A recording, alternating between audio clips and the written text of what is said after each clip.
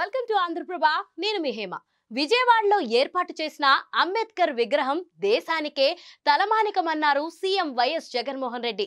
ఇది సామాజిక న్యాయ మహాశిల్పమన్నారు. ఈ నెల 19న చారిత్రక స్వరాజ్య మైదానంలో ఆవిష్కరిస్తామని చెప్పారు. దేశంలోనే కాదు ప్రపంచంలోనే అతిపెద్ద విగ్రహం అన్నారు. ఇది 125 అడుగుల మహాశిల్పమన్నారు. అనగారిన వర్గాలకు విద్యను అందించిన మహనీయుడు అని కొనియాడారు. అంబేద్కర్ అంటరానితనం, ఆధిపత్యం, భావాజలం మీద తిరుగుబాటు చేశారన్నారు. రాజ్యాంగం ద్వారా, హక్కుల ద్వారా నిరంతరం కాపాడే మహాశక్తి అన్నారు. అనగారిన వర్గాలకు ధైర్యాన్ని ప్రసాదించే స్ఫూర్తి అన్నారు.